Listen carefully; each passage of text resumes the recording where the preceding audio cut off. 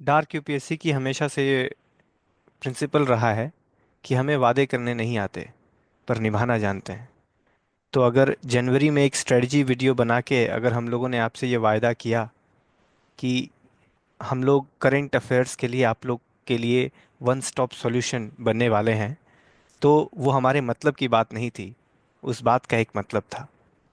तो इसी सीरीज में PT 365 करंट अफेयर्स का एक बहुत ही इम्पोर्टेंट पिलर होता है।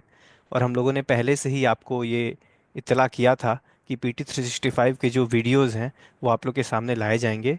और उन तमाम वीडियोस का एक पहला वीडियो आपके सामने PT 365 पॉलिटी का आज हम लोग कंप्लीट करने वाले हैं।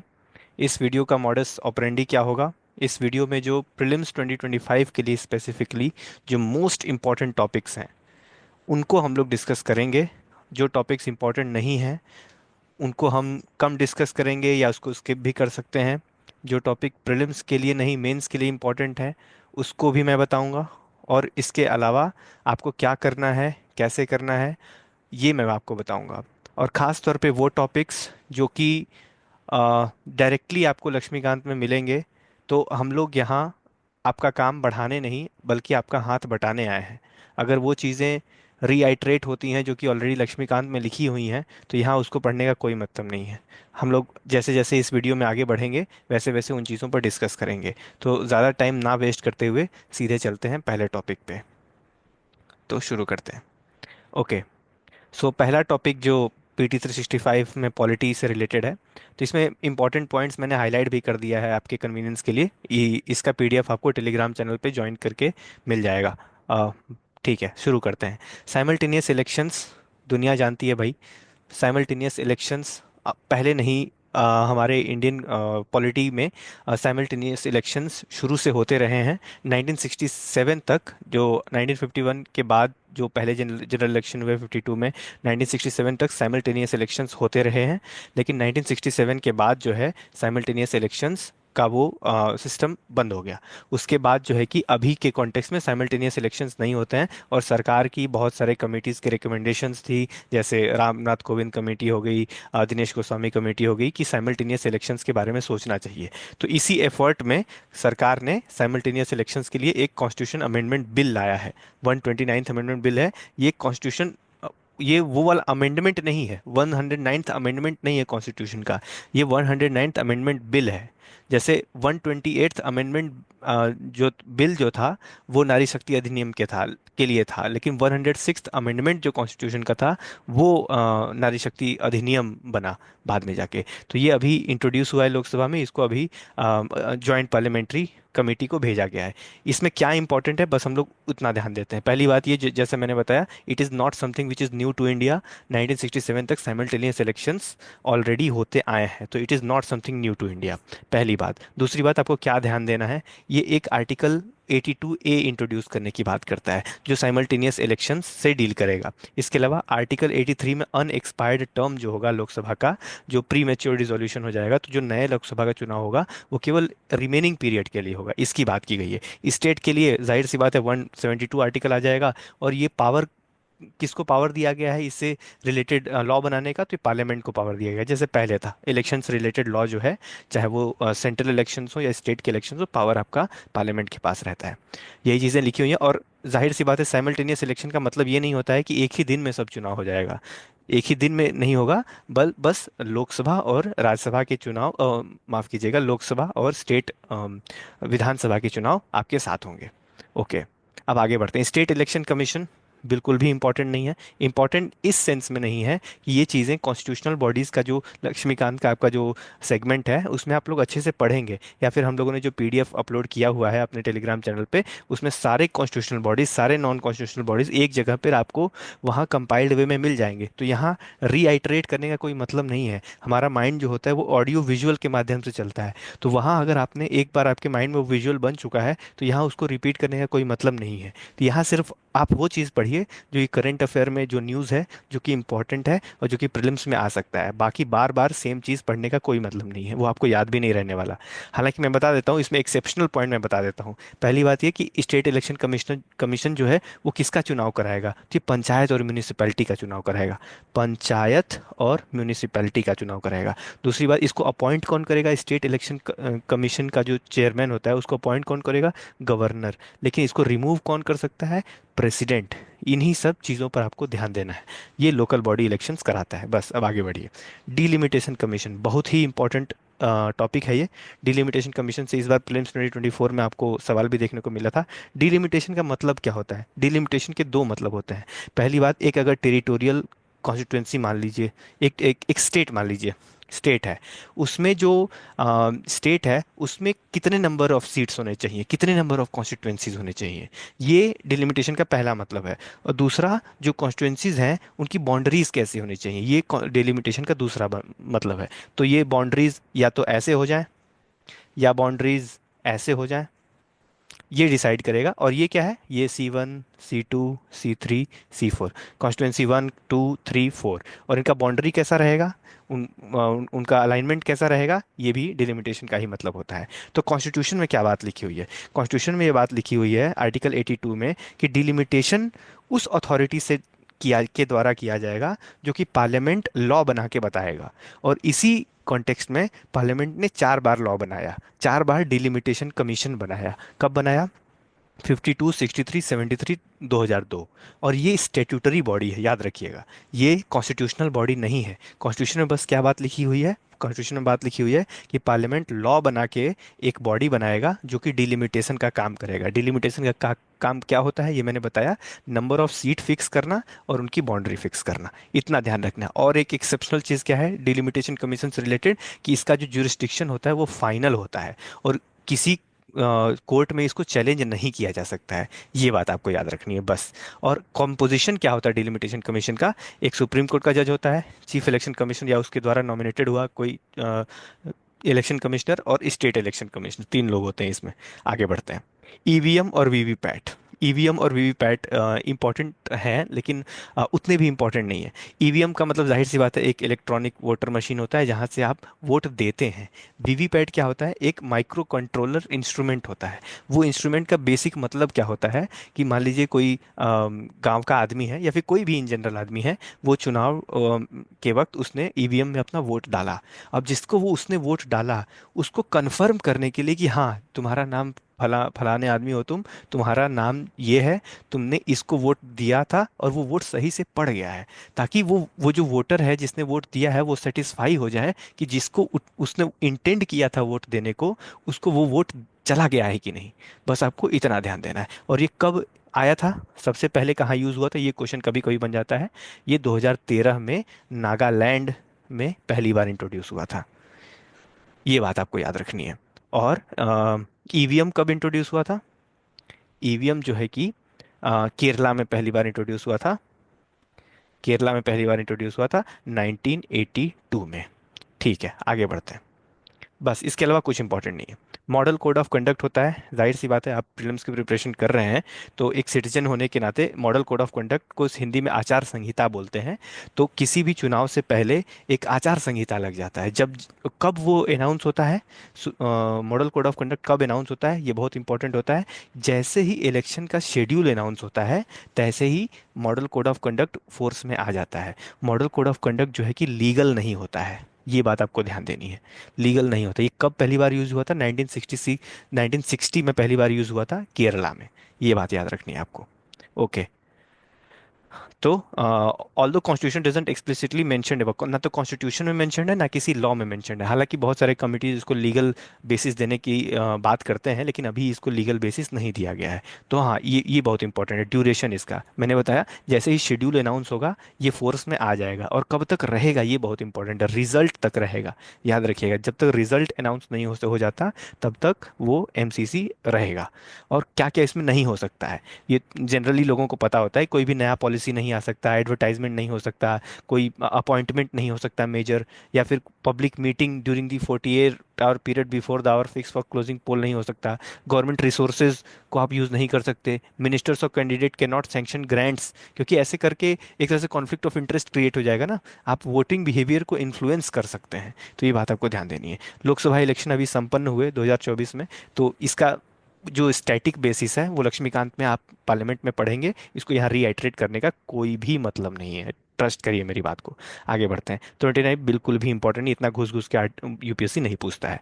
नॉमिनेशन इन इलेक्शन, जब भी इलेक्शन एक कैंडिडेट लड़ता है तो उसको एक नामांकन पत्र भरना पड़ता है, नामांकन पत्र भरना पड़ता है, मतलब एक नॉमिनेशन फाइल करना पड़ता है। तो क्वेश्चन क्या पूछेगा कि it is it is mentioned in rules या it is not mentioned anywhere. तो ये मेंशन्ड कहाँ है? ये सेक्शन 33 ऑफ आरपीए 1951 वाले में है, 1950 वाले में नहीं है, 1951 वाले में। सेक्शन 33 मत याद करिए आप, लेकिन आपको ये पता होना चाहिए कि 1951 में है। और वो नामांकन किसको फाइल किया जाता है? वो नामांकन जो है कि रिटर्निंग ऑफिसर को फाइल किया जाता है, जो कि जनरली एसडीएम होता है। जब आपका सिलेक्शन हो जाएगा तो आपकी पहली पोस्टिंग जो है कि कुछ सालों बाद एज एसडीएम जब होगी, तो कोई भी अगर कैंडिडेट उस कॉन्स्टिट्यूंसी से लड़ रहा है तो वो आपको नामांकन भरेगा।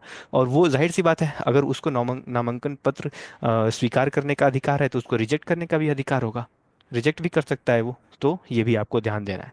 ओके।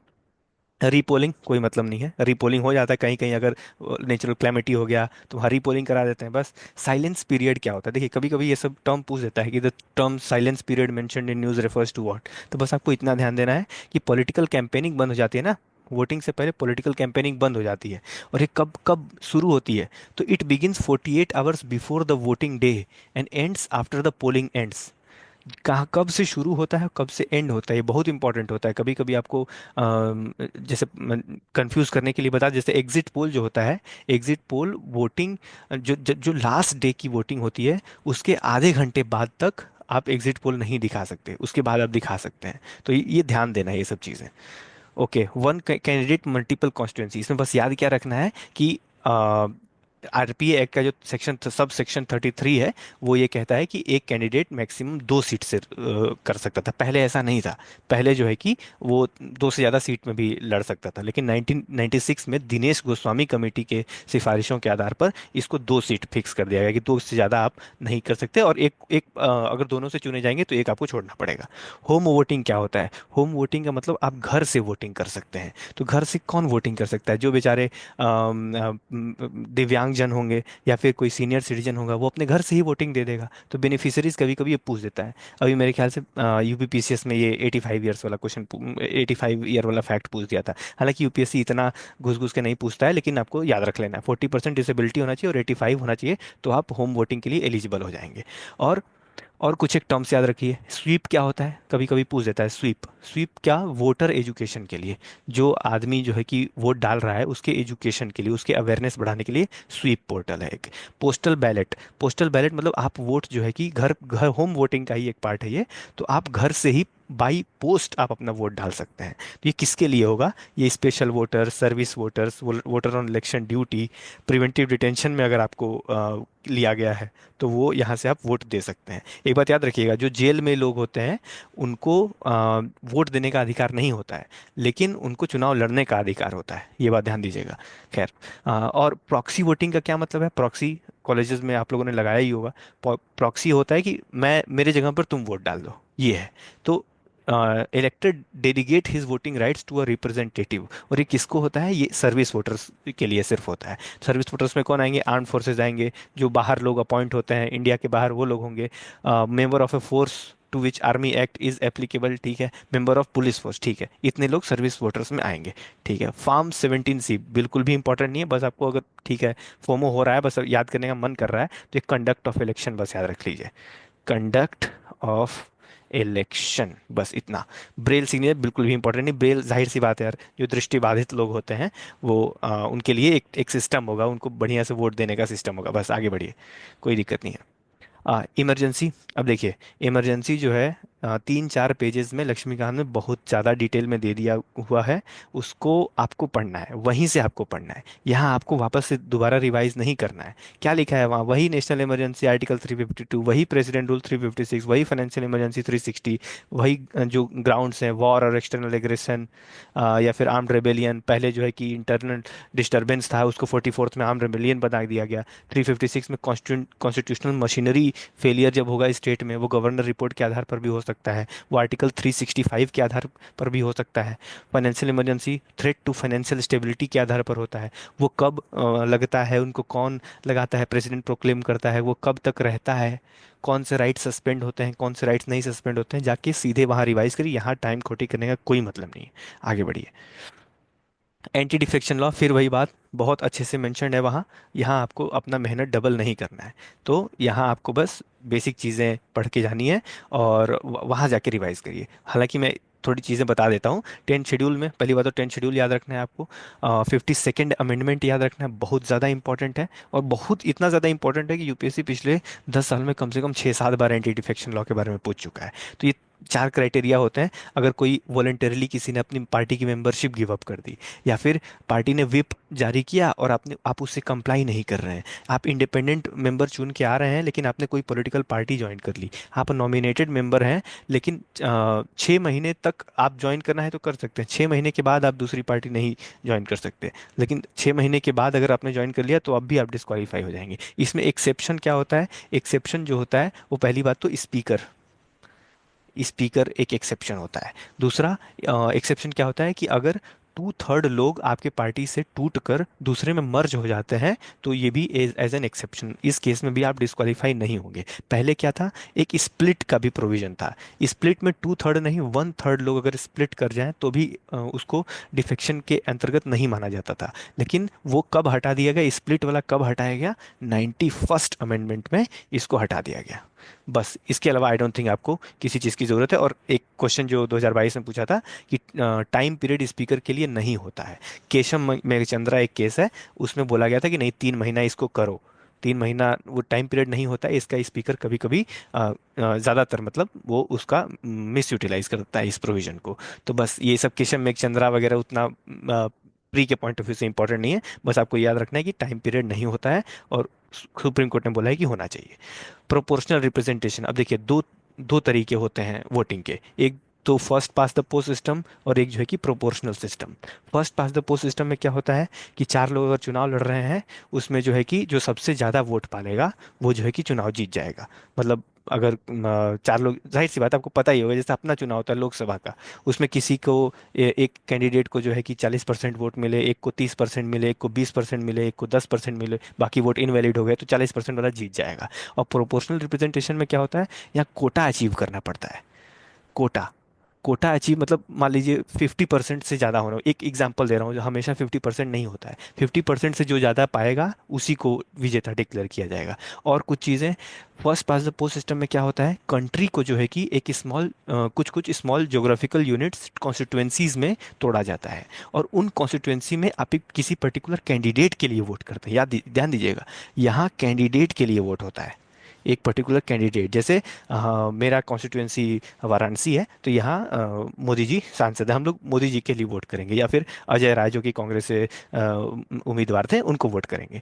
तो प्रोपोर्शनल रिप्रेजेंटेशन में क्या होता है, यहाँ पार्टी के लिए वोट होता है, यहाँ पार्टी के लिए वो होता है। यहाँ कोई एक कंट्री को कॉन्स्टिट्यूएंसीज में डिवाइड नहीं किया जाता है, यहाँ एक पूरा कंट्री ही एक तरह का कॉन्स्टिट्यूएंसी होता है। और यहाँ एक और चीज़ क्या होता है कि जितना आपका वोटिंग शेयर पड़ा, मान लीजिए कांग्रेस को 30% वोट पड़ा, भाजपा को 40% वोट पड़ा, आम आदमी पार्टी को 10% वोट पड़ा, तो जो सीट का डिस्ट्रीब्यूशन है वो भी उसी डिस्ट्रीब्यूशन में होगा। किसमें? प्रोपोर्शनल रिप्रेजेंटेशन में। प्रोपोर्शनल रिप्रेजेंटेशन में क्या होगा, मैं फिर से दोहरा देता हूँ, जो वोटिंग का जो वो वोट जितना परसेंट आपने पाया, उतना ही परसेंट सीट भी आप पाएंगे। लेकिन first past the post system में ऐसा नहीं होता है। First past the post system में हो सकता है कि आपको 31% वोट मिले, लेकिन आपको जो है कि एब्सोल्यूट मेजोरिटी मिल जाएगी, 300 सीट मिल जाएगी। तो इसमें सीट और वोट जो है कि इक्विवेलेंट नहीं होते हैं, कंसिस्टेंट नहीं होते हैं। तो ये बात आपको ध्यान देना है बस। और कुछ कुछ फैक्टॉइड्स पूछता है कि first past the post system कहाँ है,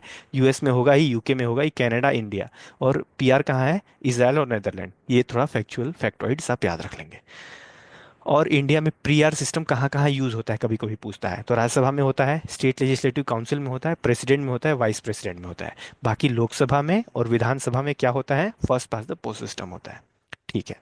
parliamentary committees again, Laxmikanth, parliament के बाद पार्लियामेंट्री कमिटीज वाला जो चैप्टर है, वहाँ आपको वो वहाँ से जाके रिवाइज करना है, या फिर कहीं से आपने रिवाइज किया हुआ है वो जाके अपना स्टैटिक रिवाइज करिए। यहाँ बस ऊपर ऊपर से इसको देख लीजिए। दो तरह की ब्रॉड कमिटीज होती हैं, एड हॉक कमिटीज और स्टैंडिंग कमिटीज। और इसमें मोस्ट इंपॉर्टेंट कमिटीज में मैं बताऊंगा जहाँ से क्वेश्चन बनता है। क्वेश्चन जो है कि मेनली बनता है आपका पब्लिक अकाउंट कमेटी से। पब्लिक अकाउंट कमेटी 1921 में बना था, 22 मेंबर होते हैं, 15 लोकसभा, 7 राज्यसभा। और इसका जो चेयरमैन होता है वो ऑपोजिशन से होता है, ऑपोजिशन, याद रखिएगा। एस्टीमेट कमेटी जो है कि सबसे बड़ी कमेटी है, 30 मेंबर और सारे लोकसभा से। और इसका जो मेंबर होता है, अब सारे लोकसभा से है, इसका जो चेयरमैन होता है वो जनरली जो है कि जनरली क्या, मोस्टली रूलिंग पार्टी से होता है, रूलिंग पार्टी से। ये लार्जेस्ट कमेटी भी है, ये भी याद रखना है आपको। और एक है, एक यहाँ लिखा नहीं है शायद, कोपू, कमेटी ऑन पब्लिक अंडरटेकिंग्स। वो भी 22 मेंबर्स उसमें होते हैं, और वो 15 लोकसभा और 7 राज्यसभा, ये याद रखना है। और क्या इंपॉर्टेंट, ये ऑफिशियल लैंग्वेज वाला उतना इंपॉर्टेंट नहीं है। प्रिविलेजेस का एक बार देख लीजिए, प्रिविलेजेस का। प्रिविलेजेस कमेटी जो है कि इंपॉर्टेंट है कभी कभी। तो वो responsible for investigating and addressing breaches of parliamentary privilege. अगर एक पर्टिकुलर पार्लियामेंटेरियन का प्रिविलेज अगर ब्रीच हुआ है तो उस पर एक्शन लेने के लिए कमेटी ऑन प्रिविलेजेस है। तो ये लोकसभा में अलग है, राज्यसभा में अलग है, ये ध्यान देना है आपको। जो राज्यसभा वाली जो कमेटी है प्रिविलेजेस, उसमें 10 मेंबर्स होते हैं, और लोकसभा वाली में 15 मेंबर्स होते हैं बस। इसके अलावा और जाहिर सी बात है, सारे कमिटीज का जो है कि चेयरमैन जो कौन अपॉइंट करेगा वो स्पीकर, या अगर राज्यसभा की बात करूं तो चेयरमैन। और एक आध चीज़ और पूछता है कमिटीज में कि स्पीकर जो होता है वो किसका किसका चेयरमैन होता है। तो speaker, speaker general purpose committee, general purpose committee, business advisory committee, इसका चेयरमैन होता है। एक भी शायद एक शायद और होता है, वो शायद वो अभी मुझे याद नहीं आ रहा, आप लोग कमेंट सेक्शन में बताइएगा। एक और होता है जिसका चेयरमैन स्पीकर होता है। ठीक है। कैबिनेट कमेटी भी इंपॉर्टेंट है।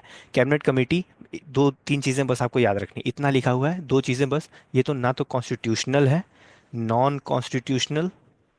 ये तो ना तो स्टेट्यूटरी है, नॉन स्टेट्यूटरी। ये कहाँ मेंशन्ड है, रूल्स में मेंशन्ड है। इसके अलावा कैबिनेट कमेटी के बारे में क्या रखना है कि ज़रूरी नहीं है कि कैबिनेट मेंबर ही इसका मेंबर हो, कोई और मेंबर भी, प्राइवेट मेंबर भी इसका मेंबर हो सकता है। Not limited to cabinet members. कुछ इंपॉर्टेंट कमिटीज होती हैं कैबिनेट कमिटीज, जैसे political affair committee, economic affair committee और अपॉइंटमेंट कमेटी। इसका चेयरमैन कौन होता है, प्राइम मिनिस्टर होता है। पार्लियामेंट्री अफेयर कमेटी होता है, उसका चेयरमैन कौन होता है, होम मिनिस्टर होता है। और वो मैंने बता दिया कि कैबिनेट मिनिस्टर्स के अलावा भी लोग इसके मेंबर्स हो सकते हैं। और एक बात याद रखना है कि कैबिनेट कमेटी जो होता है उसकी उसका जो कॉम्पोजिशन होता है वो 3 से 8 के बीच में होता है। मतलब इन इतने के बीच में मेंबर्स उसके हो सकते हैं। सेक्रेटेरिएट ऑफ द पार्लियामेंट वैसे तो इंपॉर्टेंट नहीं है, बस एक दो चीज़ें इंपॉर्टेंट है वो मैं आपको बता देता हूँ। पहली बात ये कि इनको जो है कि स्पीकर अपॉइंट करेगा।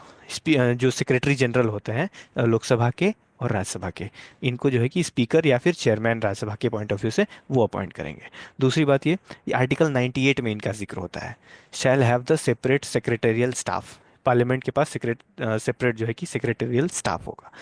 और हाँ, पार्लियामेंट लॉ बना के इनका सर्विस कंडीशन और रिक्रूटमेंट वगैरह ये सब करेगी काम। ओके।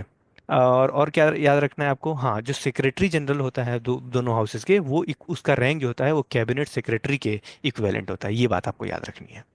और एक दो बात और, कि जो सेक्रेटरीएट होता है उसका एडमिनिस्ट्रेटिव हेड स्पीकर नहीं होता है। इस एडमिनिस्ट्रेटिव हेड होता है वो सेक्रेटरी जनरल होता है, याद रखिए। स्पीकर सिर्फ अपॉइंट करेगा उसको, स्पीकर जो है कि सिर्फ उसको अपॉइंट करेगा। और एक और बात, अपॉइंटमेंट इसका स्पीकर से होता है, लेकिन दे डू नॉट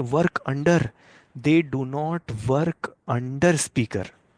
ये इंडिपेंडेंटली काम करते हैं, बहुत इंपॉर्टेंट पॉइंट है, सीरियस में पूछा हुआ है। They do not work under speaker, याद रखिएगा ये बात।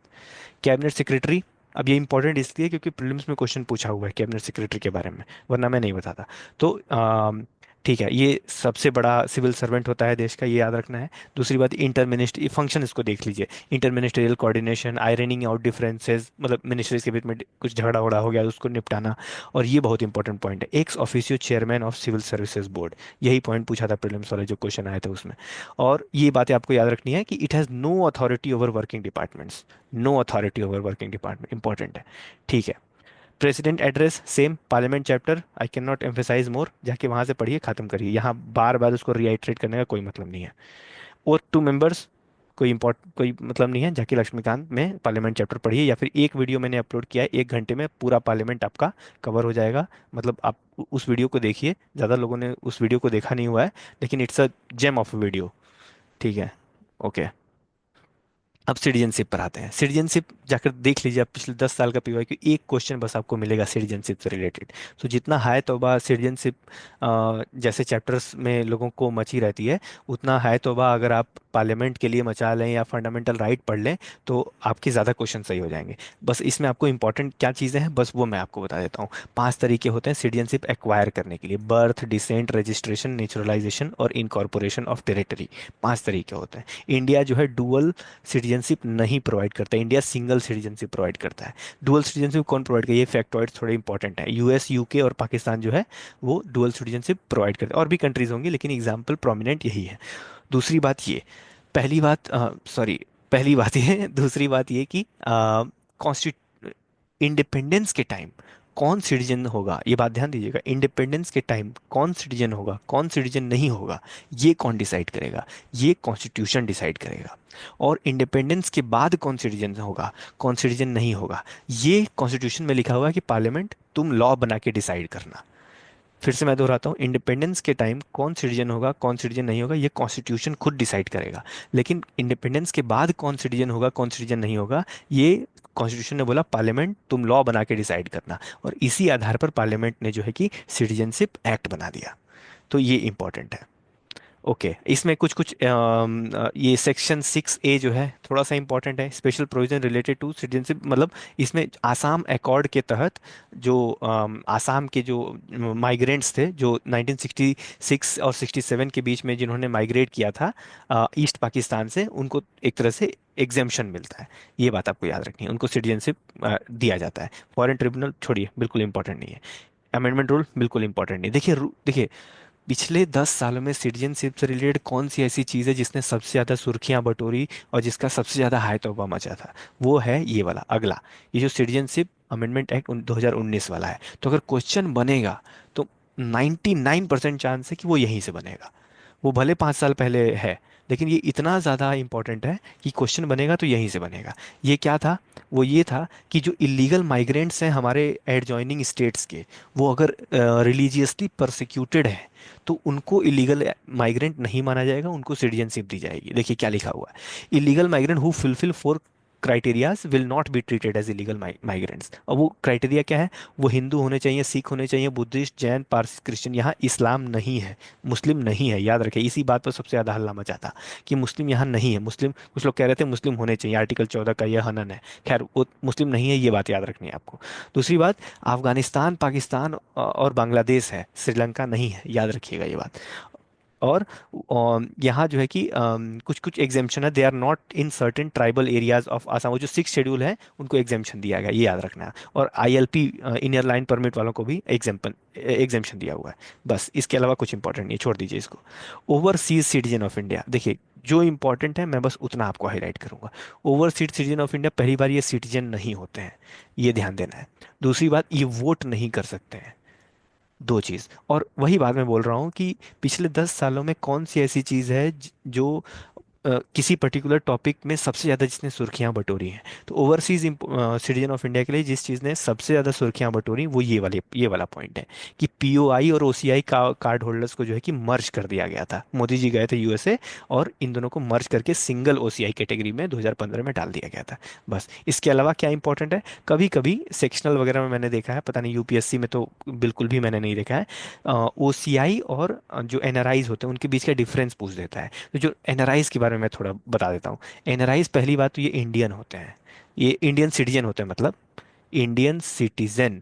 और दूसरी बात, ये वोट कर सकते हैं। और इनका जो स्टेचर होता है वो ओवरसीज सिटीजन ऑफ इंडिया से ज़्यादा होता है। तो ओवरसीज सिटीजन ऑफ इंडिया को बहुत सारे बेनिफिट्स मिलते हैं, लेकिन कुछ मामलों में एनआरआईज को वो होता है, मतलब एडवांटेज होता है over OCI.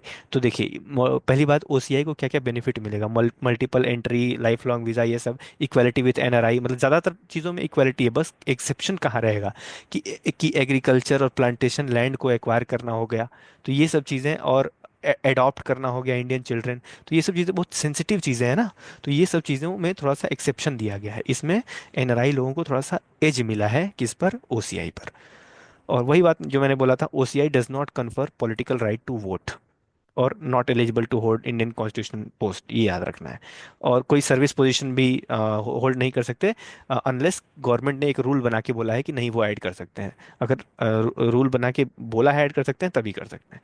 Reservation and affirmative action. अब बताइए, अब ये कौन सी ऐसी बात है कि ये पीटी 365 में आ गया। अब रिजर्वेशन दुनिया जानती है भाई, रिजर्वेशन हमारे कॉन्स्टिट्यूशन में मेंशन है। खैर देख लेते हैं। यूएसए में, याद रखिएगा, यूएसए में जो एफर्मेटिव एक्शन है वो कॉन्स्टिट्यूशन में एंश्राइंड नहीं है, बट ये इम्प्लिसिट है 14th अमेंडमेंट में, जो इक्वल प्रोटेक्शन क्लॉज की बात करता है।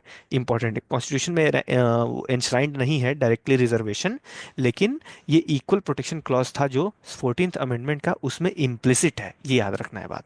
और ये जनरली हमारा जो एफर्मेटिव एक्शन है वो हिस्टोरिकल जो रॉन्ग्स हुए हैं कुछ कम्युनिटीज़ के साथ, उसको मतलब करेक्ट करने का था, एक तरह से करेक्टिंग मेजर है। लेकिन यहाँ क्या है, मेन डिस्क्रिमिनेशन फाइट करने का है, बस। बाकी उतना बहुत ज़्यादा इंपॉर्टेंट नहीं है। और बस वही रिजर्वेशन में जो चीज़ें हैं, जो आर्टिकल्स इंपॉर्टेंट है, 15 क्लॉज 4, 16 क्लॉज 4, आर्टिकल 3, यहाँ कुछ लिखा नहीं हुआ है, लेकिन आर्टिकल 330, आर्टिकल 332 जो लोकसभा और विधानसभा में रिजर्वेशन की बात करता है। ध्यान रखिएगा, राज्यसभा में रिजर्वेशन नहीं है, और लोकसभा और विधानसभा में ये नारी शक्ति अधिनियम के बाद ये 330A और 332A ऐड हो गया है, ये याद रखना है आपको। तो रिजर्वेशन, और हाँ एक और, 243D, 243D जो कि पंचायत में और म्यूनिसिपैलिटीज में रिजर्वेशन की बात करता है, जिसमें 1/3 वुमेन को भी दिया जाता है। अब बात करते हैं सब क्लासिफिकेशन ऑफ शेड्यूल कास्ट। अब देखिए, ये इंपॉर्टेंट टॉपिक है। सब क्लासिफिकेशन ऑफ कास्ट की कहानी क्या है, एक मैं कहानी बताऊंगा, वो कहानी से आपको सब समझ में आ जाएगा।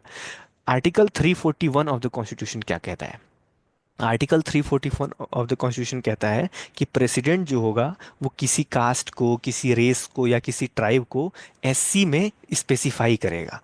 President will specify, specify. और जो प्रेसिडेंट ने जो स्पेसिफाई कर दिया है, अगर उसमें मॉडिफिकेशन करना हो, प्रेसिडेंट पहली बात क्या, वो एस सी एस स्पेसिफाई करेगा कुछ कम्युनिटीज़ को, और जिसको प्रेसिडेंट ने स्पेसिफाई कर दिया है उसको अगर मॉडिफाई करने की बात होगी, तो ये 341 क्लॉज 2 में जो है कि ये कौन करेगा, ये पार्लियामेंट करेगा, ये पार्लियामेंट करेगा।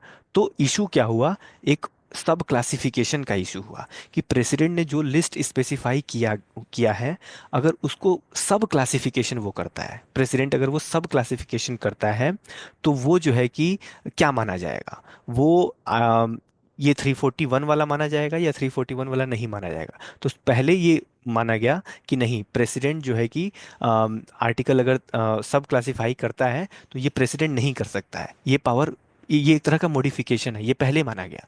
पहले क्या माना गया कि जो प्रेसिडेंट सब क्लासिफिकेशन करेगा, जो स्पेसिफाइड एससी लिस्ट है, वो जो है कि पार्लियामेंट का पावर है, प्रेसिडेंट ऐसा नहीं कर सकता है। लेकिन अभी की एक रूलिंग है, वो सुप्रीम कोर्ट ने बोला है कि नहीं, क्या क्या, देखिए इसमें क्या लिखा हुआ है। सब classification within SCs does not violate Article 341 Clause 2 because caste are not per se included or excluded from the list। Supreme court ने क्या बोला, पहले क्या बोला गया था कि नहीं ये पार्लियामेंट ही कर सकता है, प्रेसिडेंट तुम सब क्लासीफाई नहीं कर सकते। लेकिन अभी सुप्रीम कोर्ट थोड़ा सा लिबरल हो गया है, सुप्रीम कोर्ट ने क्या बोला है कि नहीं यार, कुछ मॉडिफाई थोड़ी कर रहे हैं, क्योंकि वो वाला क्या था, 341 क्लॉज 2 में क्या बोला गया था कि पार्लियामेंट मॉडिफाई कर सकता है। लेकिन जब हम लोग सब क्लासिफिकेशन की बात करते हैं तो यहाँ मॉडिफाई तो हो ही नहीं रहा है, यहाँ मॉडिफाई तो कुछ ऐसा हो नहीं रहा है। तो ये जो है कि इट विल नॉट बी कि ये प्रेसिडेंट नहीं कर सकते, ये प्रेसिडेंट बहुत अच्छे से कर सकता है। तो यही कहानी है, इतना जो पोथी पत्रा इतना लिखा हुआ है, इसका बेसिक जो सार है, जो कहानी है, वो यही है। तो बस इतना पढ़िए और आगे बढ़िए। कोई ये सब चिन्हैया, ये सब केस, ये सब, इंदिरा साहनी तो खैर इंपॉर्टेंट है, लेकिन उतना भी इंपॉर्टेंट नहीं है, मतलब प्रीलिम्स पॉइंट ऑफ व्यू से इतनी ही चीज़ें बस आपको याद रखनी है। यूनिफॉर्म सिविल कोड मेंस का टॉपिक है, बस आपको इतना याद रखना है, वन लाइनर कभी कभी पूछ देता है। उत्तराखंड में ये अभी अनाउंस हुआ है, इम्प्लीमेंट हुआ है। ठीक है, यूसीसी में क्या क्या आता है? तो marriage, divorce, maintenance, inheritance, adoption and succession आता है। कहाँ मेंशन है ये? आर्टिकल 44 में। अभी जियो साइंटिस्ट का पेपर हुआ था, सीधे यही क्वेश्चन आ गया था। तो खैर, प्लेसेस ऑफ वर्शिप एक्ट 1991, देखिए उतना भी इंपॉर्टेंट नहीं है, बहुत कम प्रोबेबिलिटी है कि प्लेसेस ऑफ वर्शिप एक्ट से डायरेक्ट क्वेश्चन आ जाएगा, लेकिन अगर आ गया तो इसमें इसमें क्या है, इसका बस सार आप समझ लीजिए, कहानी समझ लीजिए। कहानी जब समझ में आ जाता है ना, तो ये सब चीज़ें बहुत आसान हो जाती हैं। और कहानी में ही क्वेश्चन बनेगा, तो जो मैं बता रहा हूँ उसी पॉइंट पर क्वेश्चन बनेगा। प्लेसेस ऑफ वर्शिप एक्ट ये कहता है कि अगर किसी रिलीजियस एक्ट का कैरेक्टर 1947 में एक तरह का है, तो वो उसी तरह का रहेगा। उसमें फिर बाद में ये नहीं, मान लीजिए एग्जाम्पल के थ्रू ज़्यादा समझ में आएगा, कि कोई रिलीजियस, मान लीजिए कोई मस्जिद है, और वो उस मस्जिद को आपने बोला 1947 के बाद, अभी आप अभी कुछ एक्सकेवेशन हो गया या कुछ हो गया, उसमें आपने बोल दिया कि नहीं नहीं, 1612 में कोई फलाने सुल्तान ने इसको जो है कि मंदिर तोड़ के जो है कि मस्जिद यहाँ बनवाया था। तो सुप्रीम कोर्ट जो है कि ये इसको नहीं मानेगी, मतलब ये नहीं माना जाएगा। मतलब act declare the religious character of a place of worship shall continue to be in the same state as it was on 15 August और 1947। It says that no person shall convert any place of worship of any religious denomination into one or different denomination or section। मतलब जो उसका character है, उस character को change नहीं किया जा सकता, बस इतना याद रखना है। लेकिन इसमें एग्जेम्पशन दिया गया, कुछ एक चीज़ों को एग्जेम्पशन दिया गया, क्योंकि अयोध्या में यही तो पूरा मैटर था। अयोध्या में यही तो मैटर था ना, कि मतलब बोला गया था कि बाबरी मस्जिद को बाबरी मस्जिद जो है उसको राम मंदिर को तोड़कर बनाया गया था। तो ये इसमें एग्जेम्पशन रहेगा, तो बस आप क्वेश्चन बनेगा तो ज़्यादातर यहीं से बनेगा। डिस्प्यूटेड साइट कौन कौन एग्जेम्प्ट होता है? तो अयोध्या वाला एग्जेम्प्ट है यहाँ। Ancient monuments and archaeological sites and remains, ये एग्जेम्प्ट है। Any dispute that has been, कोई सेटल हो गया तो वो भी एग्जेम्प्टेड है। Any conversion of any suspect affected before such commencement of acquisitions, ठीक है, उतना इंपॉर्टेंट नहीं है, छोड़ दीजिए। बस इतना याद रखना है जितना मैंने आपको बताया। प्रिवेंटिव डिटेंशन क्या होता है? प्रिवेंटिव डिटेंशन वो होता है कि किसी भी पर्सन को आपने बिना ट्रायल के, बिना कन्विक्शन, वो बिना कन्विक्शन के लिए जब आप उसको डिटेन करते हैं, उसके रख रखाव के लिए, क्यों? बाई एप्रिहेंशन, आपको डर है कि वो पब्लिक ऑर्डर को डिस्टर्ब कर सकता है, आपको डर है कि वो जो है कि पब्लिक स्टेबिलिटी को वायलेट कर सकता है, तब आपने उसको जो है कि उसके एक तरह से प्रिवेंटिव डिटेंशन है ये। एक तो है कि आपने कन्वेंशनल तरीके से वो कन्विक्ट हुआ, चार्जशीट फाइल हुई, फिर कन्विक्ट हुआ, और वो जो है कि आपने उसको जुडिशियल कस्टडी में ले लिया। लेकिन दूसरा होता है कि आपको डर है कि वो पब्लिक ऑर्डर को डिस्टर्ब कर सकता है। जाहिर सी बात है, जिन लोगों को पता होगा वो मैं उन लोगों के पर्सपेक्टिव से बता रहा हूँ, जो जिन लोगों को ये कॉन्सेप्ट नहीं पता है, तो मैं थोड़ा सा ज़्यादा एक्सप्लेन कर रहा हूँ। तो यही है प्रिवेंटिव डिटेंशन। अब प्रिवेंटिव डिटेंशन में, अब आर्टिकल 22 क्या कहता है कॉन्स्टिट्यूशन का? आर्टिकल 22 जो होता है कॉन्स्टिट्यूशन का, वो कुछ एक राइट्स देता है उन लोगों को जो अरेस्ट हुए हैं। जैसे जो लोग अरेस्ट हुए हैं, उनको 24 घंटे के अंदर किसी जुडिशियल मजिस्ट्रेट के पास लाना है, उनको ग्राउंड ऑफ द अरेस्ट जो है उसको बताना है, उनको जो लीगल काउंसिल ऑफ हिज और हर चॉइस है वो उसको प्रोवाइड कराया जाना चाहिए। तो ये सब कुछ एक राइट्स मिलते हैं किसको? जो कन्वेंशनल ढंग से जो है कि डिटेन किया गया है। तो लेकिन जो प्रिवेंटिव डिटेंशन में डिटेन किया जाएगा उसको ये सब राइट्स नहीं मिलेंगे। ये सब राइट्स नहीं मिलेंगे। कौन से राइट्स नहीं मिलेंगे? यही कि इन्फॉर्म किया जाना, मजिस्ट्रेट के पास 24 घंटे में ले जाना, या फिर लीगल काउंसिल ऑफ हिज और ये राइट नहीं मिलेंगे। वो, और हाँ, और क्या बात है आपको याद रखना है, कि डिटेंशन जनरली जो है कि 3 महीने तक किया जाता है। 3 महीने के बाद अगर आपको डिटेंशन एक्सटेंड करना हो, तो आपको एक एडवाइजरी बोर्ड का अप्रूवल चाहिए होगा।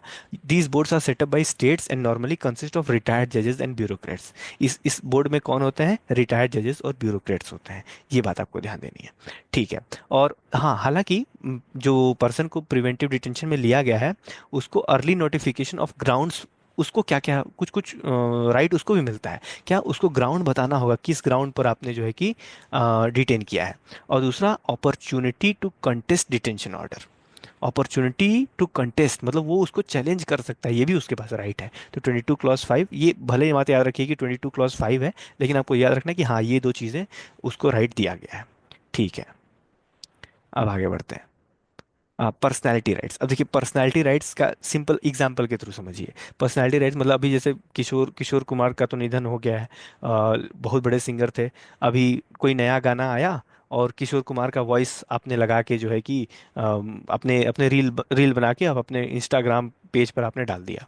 तो आपने क्या किया, आपने किशोर कुमार के पर्सनालिटी को यूज़ किया बिना उनके कंसेंट के। या फिर किशोर कुमार का ही क्यों, अमिताभ बच्चन का आपने जो है कि अभी एआई में डीप फेक में क्या क्या हो रहा है सबको पता ही है।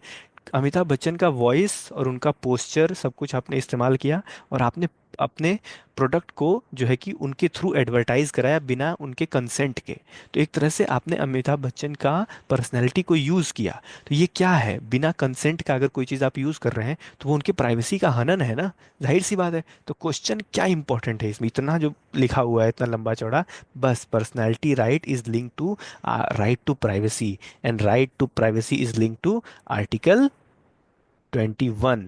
कितनी बार ये क्वेश्चन पूछा हुआ, आर्टिकल 21 से ये लिंक करता है। ये सब थोड़ा राइटिंग मेरा ध्यान है, मैं पेन टैब से लिखता हूँ ना, इसलिए थोड़ा सा ये सब गड़बड़ हो जाता है।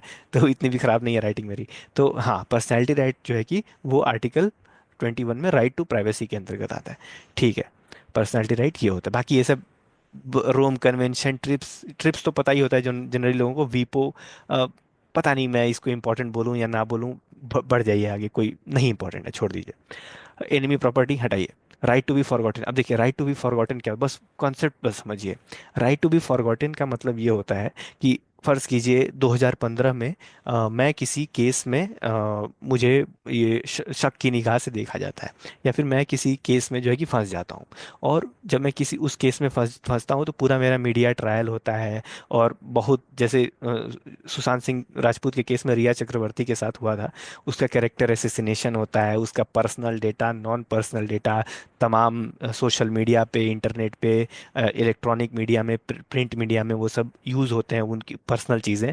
तो मान मान लीजिए कि मैं उस केस में फंसा, लेकिन बाद में सुप्रीम कोर्ट ने ये माना कि नहीं, ये बंदा निर्दोष है। तो जब वो बंदा निर्दोष है तो वो सब चीज़ें जो उसका कैरेक्टर एसेसिनेशन किया गया था, उसका जो पर्सनल डेटा है, उसके बारे में जो खराब खराब बातें लिखी हुई हैं नेट पे। अब रिया चक्रवर्ती के बारे में आपने कुछ सर्च किया, अब उसके मान लीजिए अभी रिया चक्रवर्ती मतलब कंप्लीटली एक्विटेड है कि नहीं ये मुझे पता नहीं है, करंट केस का पता नहीं है। एग्जाम्पल के थ्रू मैं बताऊं कि उनका कैरेक्टर एसेसिनेशन हुआ था 2020 में। आप रिया चक्रवर्ती सर्च करेंगे तो वो जो आर्टिकल्स उस टाइम लिखे गए हैं वही आर्टिकल्स ज़्यादातर दिखेंगे आपको, जो कि इंटरनेट पे अपलोडेड होंगे, प्रिंट मीडिया में होंगे, इलेक्ट्रॉनिक मीडिया में होंगे, वही सब आपको दिखेंगे। तो जब वो बंदा या वो बंदी को ये मान लिया गया कि ये निर्दोष है, लेकिन फिर भी उसकी पर्सनल चीज़ें पब्लिक डोमेन में है, तो राइट टू बी फॉरगॉटन होना चाहिए। राइट टू बी फॉरगॉटन होना चाहिए ऑन पार्ट ऑफ पब्लिक, मतलब उसको भूल जाओ भाई, वो निर्दोष है। तो जब अगर कोई चीज़ नहीं भूला भूला जा रहा है, उसके पास्ट एक्शंस पर उसको जज किया जा रहा है, इसका मतलब जो है कि उसके प्राइवेसी का हनन हो रहा है। तो इतना जो मैंने कहानी बताया उसका मतलब सिर्फ यही है कि ये राइट टू प्राइवेसी में आता है, और ये भी आर्टिकल 21 में आता है बस। और ये एब्सोल्यूट नहीं है, कोई भी राइट एब्सोल्यूट नहीं है अनलेस वो आर्टिकल 17 हो। तो ये तो जाहिर सी बात है। और ये बात याद रखिए, जो digital personal data protection act आया है उसमें राइट टू फॉरगॉटन की बात नहीं की गई है। ये जीडीपीआर में है, यूरोप का जीडीपीआर लॉ है जो ये बात करता है, बस इतना याद रखना है। इनर लाइन परमिट क्या होता है, अब इनर लाइन परमिट से पहले राइट टू मूवमेंट क्या होता है। राइट टू मूवमेंट जो होता है वो राइट टू फ्रीडम के अंतर्गत, आर्टिकल 19 का जो राइट टू फ्रीडम है, राइट टू फ्रीडम के अंतर्गत राइट टू मूवमेंट होता है कि आप किस देश के किसी भी टेरिटरी में आप फ्रीली मूव कर सकते हैं। लेकिन उसमें कुछ एक चीज़ें ऐसी होती हैं जो कि रिस्ट्रिक्शंस होती हैं। तो उसमें ट्राइबल्स के कॉन्टेक्स्ट में आपके राइट टू मूवमेंट को जो है कि रेगुलेट किया जाता है। तो कुछ एक सेंसिटिव एरियाज होते हैं कुछ ट्राइबल स्टेट्स में, जहां जाने के लिए आपको जो है कि इनर लाइन परमिट चाहिए होता है, उस स्टेट में जाने के लिए इनर लाइन परमिट चाहिए होता है। तो कौन कौन सी इसमें स्टेट्स आते हैं, अरुणाचल में, मिजोरम में, नागालैंड में और मणिपुर में। तो मान लीजिए आपको मणिपुर में जाना है तो मणिपुर के लिए आपको इनर लाइन परमिट अप्लाई करना होगा, और वहाँ की स्टेट गवर्नमेंट जो है उसको अप्रूव करेगी तब आप वहाँ जा सकते हैं। उससे पूछा जाएगा क्यों आप जाना चाहते हैं, क्या करना चाहते हैं। तो ये सब चीज़ें, क्वेश्चन क्या पूछेगा, कौन कौन आईएलपी में आते हैं। और एक बहुत ही ज़्यादा इंपॉर्टेंट क्वेश्चन है कि ये किस एक्ट से गवर्न होता है। BEFR एक्ट 1873, बहुत इंपॉर्टेंट है, ये ध्यान देना है आपको। और एक चीज़ क्या आपको ध्यान देना है, ये सिटीजन्स के लिए होता है, इंडियन सिटीजन्स के लिए होता है। इतना याद रखना है आपको। दूसरी चीज़ क्या होती है, protected area permit. Protected area permit क्या होती है, ये किसके लिए होती है, पहली बात फॉरेनर्स के लिए, फॉरेन फॉरेनर्स। और मतलब सेम चीज़, इनर लाइन परमिट जो होती है वो सिटीजन्स के लिए, प्रोटेक्टेड एरिया परमिट जो होती है वो फॉरेनर्स के लिए। मतलब फॉरेनर्स अगर विजिट करना चाहें उन स्टेट्स में तो उनको प्रोटेक्टेड एरिया परमिट लगता है। इतना जो कहानी लिखा हुआ है वो सब नहीं ध्यान देना है आपको, बस उतनी चीज़ें ध्यान देनी है जो मैं आपको बता रहा हूँ। तो ये इतना आपको ध्यान देना है। अब अगले टॉपिक की बात की जाए तो फिस्कल फेडरलिज्म है। वैसे तो आप सेंटर स्टेट रिलेशन जो चैप्टर है लक्ष्मीकांत में, वहाँ आपको ये सब चीज़ें देखने को मिलेंगी, लेकिन यहाँ मैं मोस्ट इंपॉर्टेंट चीज़ें बस बता देता हूँ। सबसे इंपॉर्टेंट है आपका ये जो डिवोल्यूशन होता है सेंटर स्टेट में, जो फंड्स का डिवोल्यूशन होता है, उसमें दो तरह का डिवोल्यूशन होता है, वर्टिकल डिवोल्यूशन और हॉरिजॉन्टल डिवोल्यूशन। वर्टिकल डिवोल्यूशन मतलब कितना जो है कि डिविजिबल पूल जो है उसका कितना परसेंट स्टेट्स को दिया जाएगा। तो 15th फाइनेंस कमीशन ने बोला था कि 41% दिया जाएगा। अभी 16th फाइनेंस कमीशन का स्थापना हुआ है, लेकिन उसका रिकमेंडेशन अभी आया नहीं है, तो 15th कमीशन का इंपॉर्टेंट है।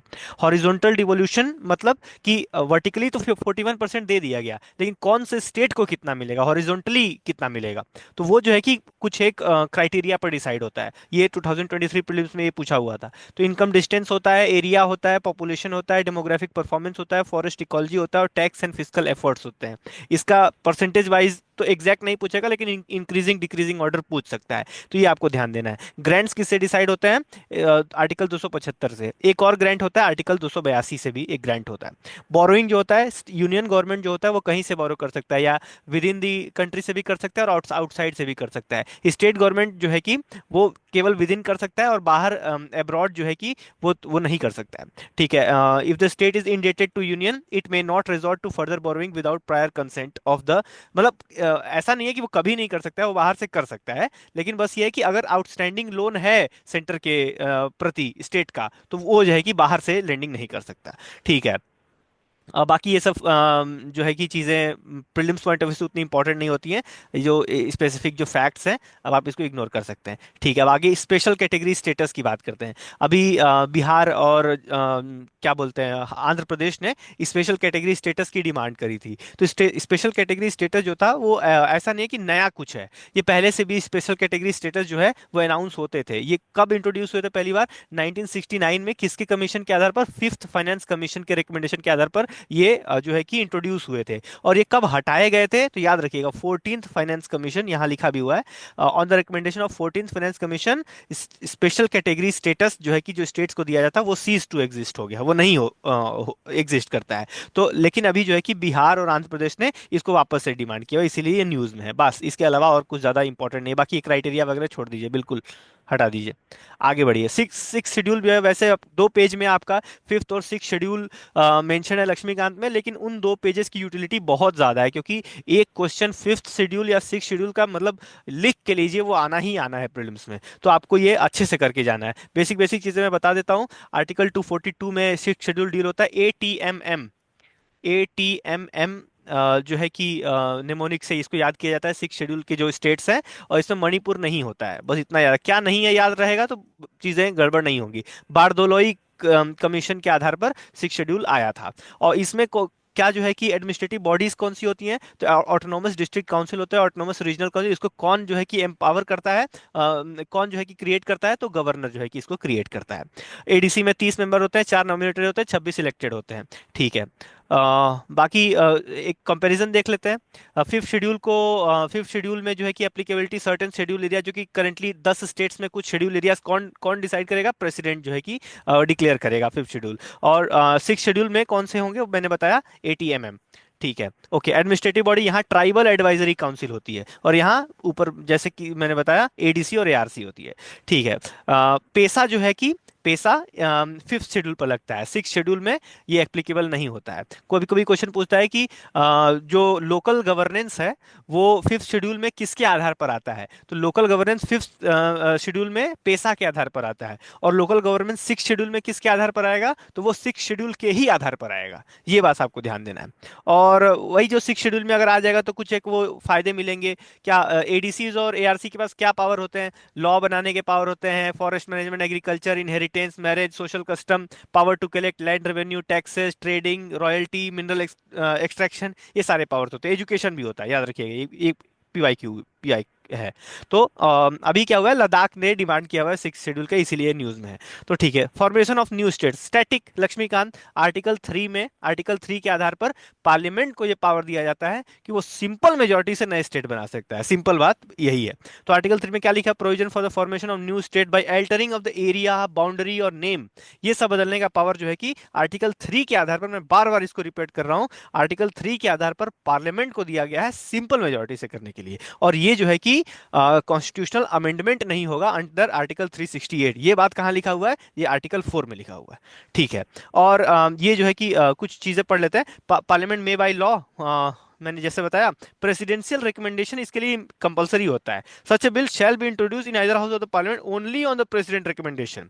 और रिकमेंड करने से पहले जो है कि before recommending the bill, president shall refer the bill to legislature to express its view within a specified time. President जो है कि रेफर करेगा स्टेट, जो भी स्टेट नया क्वेश्चन में है वो उसको जो है कि रेफर करेगा। और ऑर्डिनरी लेजिस्लेशन सिंपल मेजोरिटी मैंने बताया। और डिस्ट्रिक्ट कौन बनाता है, कभी कभी क्वेश्चन आ जाता है, डिस्ट्रिक्ट, नए डिस्ट्रिक्ट कौन बनाता है, नए डिस्ट्रिक्ट जो है कि स्टेट गवर्नमेंट बनाता है, याद रखना है। ठीक है। बाकी ये वही है अपना जो लिंग्विस्टिक रीऑर्गेनाइजेशन हुआ था स्टेट्स का। तो धार कमीशन ने बोला कि एडमिनिस्ट्रेटिव कन्वीनियंस के आधार पर होना चाहिए, लिंग्विस्टिक फैक्टर के आधार पर नहीं होना चाहिए। एलवीपी कमेटी ने भी लैंग्वेज को रिजेक्ट कर दिया। फजल अली कमीशन ने जो है कि 4 फैक्टर्स दिए, इतने ज़्यादा इंपॉर्टेंट नहीं है, बस पढ़ लेना एक बार। और अली कमीशन के सिफारिशों के आधार पर ही 14 स्टेट्स और 6 यूटीज बनाए गए थे, कब, जो है कि 1956 में। ओके। तो parliament implemented it's recommendation through the 7th amendment act 1956, important है।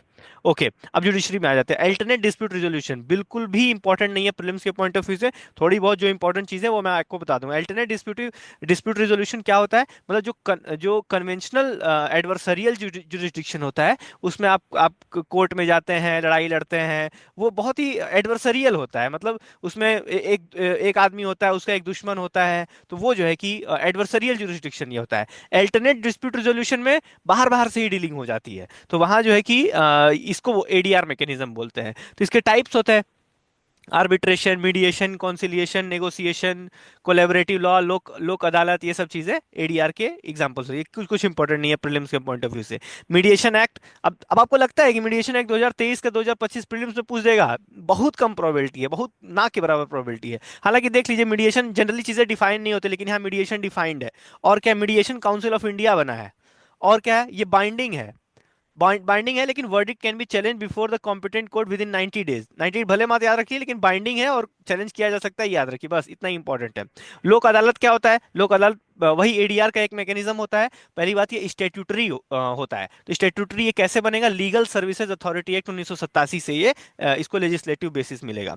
और ये बाउंड नहीं होगा कोड ऑफ सिविल प्रोसीजर। अब जाहिर सी बात है यार, ये वो एडीआर का मैकेनिज्म है, तो ये पुराने ढर्रे पर थोड़ी चलेगा। पुराने जो कोड ऑफ सिविल प्रोसीजर है या साक्ष्य अधिनियम है, इंडियन एविडेंस एक्ट है, उसके आधार पर थोड़ी ये बाउंड होगा। ये तो प्रिंसिपल ऑफ नेचुरल जस्टिस के हिसाब से चलेगा ना। तो ये सब चीजें हैं इसमें।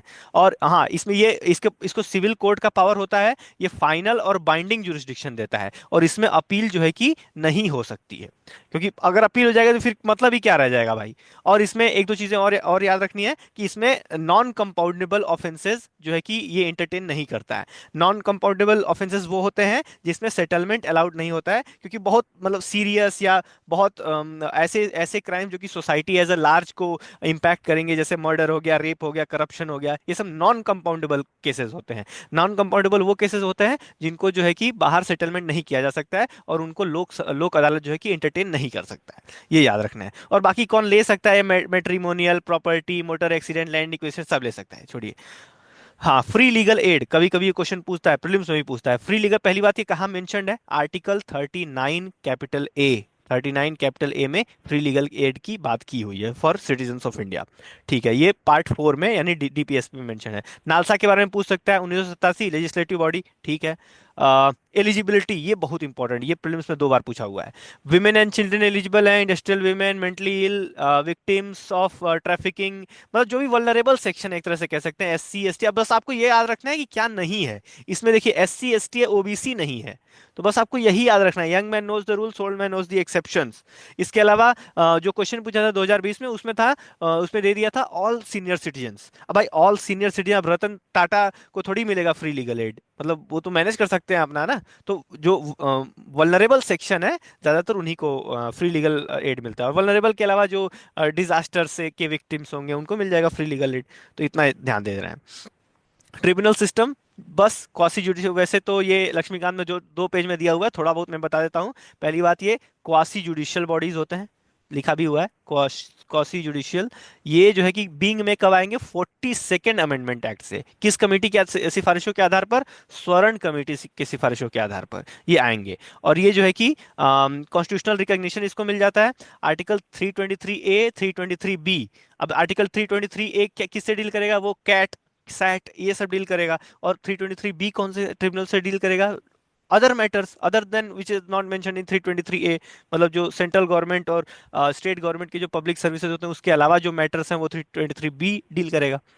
ठीक है। अब आगे। और हाँ, एक एक बात ये ध्यान दें, appeals from tribunals usually lie with the concerned high court.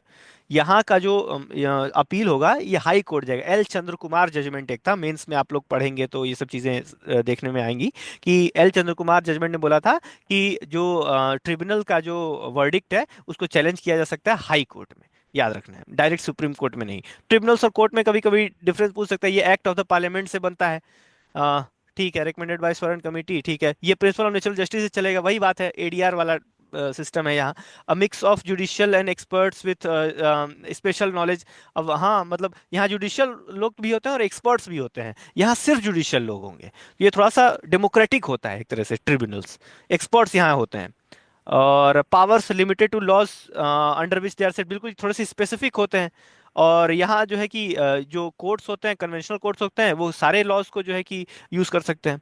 Bell क्या होता है, दुनिया जानती है भाई। बेल 4 तरह का बेल होता है। कभी कभी ये सब पूछ देता है, मतलब जनरली ना, मतलब जो क्रिमिनल जस्टिस सिस्टम है उसके का क्वेश्चन, कभी पुलिस कस्टडी क्या होता है, जुडिशियल कस्टडी क्या होता है, ये सब क्वेश्चन कभी कभी आ सकता है। तो रेगुलर बेल क्या होता है, granted to person already arrested. जो पर्सन ऑलरेडी अरेस्टेड है या फिर पुलिस कस्टडी में है, उसको रेगुलर तरीके से जो बेल दी जाती है, तो वो उसको रेगुलर बेल कहते हैं। इंटरिम बेल मतलब क्या, जैसे इंटरिम गवर्नमेंट क्या होता है, इंटरिम गवर्नमेंट मतलब वो गवर्नमेंट जो थोड़े से टाइम के लिए है। तो इंटरिम बेल मतलब वो बेल जो थोड़े से टाइम के लिए है, टेम्पोररी बेल है, वही तो है, temporary bell granted before hearing of the regular और एंटिसिपेटरी बेल। एंटिसिपेटरी बेल का क्या मतलब होता है, ये एज अ प्रिकॉशन दिया जाता है बिफोर दियर, मतलब अरेस्ट से पहले ही आपको बेल मिल गया है, ये एंटिसिपेटरी बेल होता है। डिफॉल्ट बेल मतलब क्या, कि मतलब पुलिस ने आपको अरेस्ट किया हुआ है लेकिन जुडिशियल कस्टडी में आप है, लेकिन वो जो है कि क्या बोलते हैं, चार्जशीट ही फाइल नहीं हुई, आपके खिलाफ सबूत ही नहीं मिले, तो बाय डिफॉल्ट आपको बेल मिलेगा ही ना। और जनरली ये बोला जाता है कि bail is the rule, jail is an exception.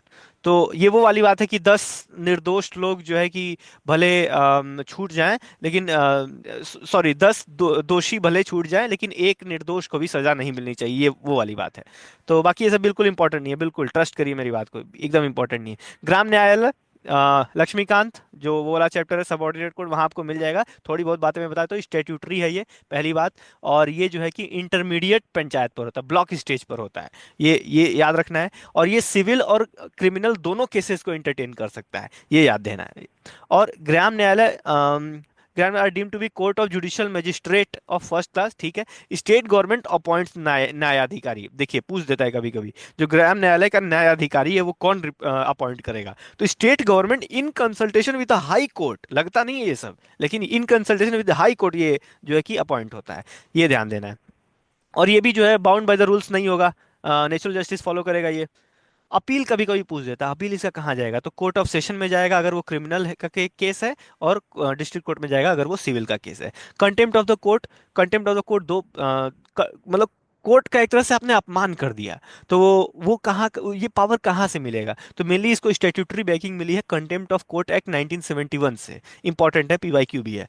और कॉन्स्टिट्यूशनली ये एक्सप्लिसिटली डिफाइंड नहीं है मतलब कॉन्स्टिट्यूशन में, लेकिन ये जो है कि आर्टिकल 129 सुप्रीम कोर्ट के लिए और आर्टिकल 215 हाई कोर्ट के लिए पावर देते हैं सुप्रीम कोर्ट और हाई कोर्ट को कंटेम्प्ट के लिए पनिश करने के। लेकिन इसका डिटेल जो है कि ये सब चीजें मेंशन्ड है कंटेम्प्ट ऑफ कोर्ट 1971 में। दो तरह के कंटेम्प्ट होते हैं। सिविल कंटेम्प्ट मतलब छोटा मोटा कंटेम्प्ट, मतलब कि आपने बस जो जजमेंट है उसको डिसओबे कर दिया, उसकी अवज्ञा कर दिया आपने, तो इसको सिविल कंटेम्प्ट बोला जाएगा। क्रिमिनल में आपने कुछ ज्यादा ही शान पत्ती कर दी, आपने जो है कि कोर्ट का अथॉरिटी को लोअर कर दिया, या फिर जो जुडिशियल प्रोसीडिंग है उसमें आप इंटरवीन करने लगे, तो ये सब चीजें, ये सब क्रिमिनल में आ जाएंगी। थोड़ा सा शब्दों का ये खेल है, थोड़ा सा आपको ध्यान देना। विलफुल डिसोबीडियंस जो है वो सिविल में होता है, स्कैंडलाइजेशन या फिर प्रिजुडिस और इंटरफेयर विथ और ऑब्स्ट्रक्शन, ये सब आपका इसमें आ जाएगा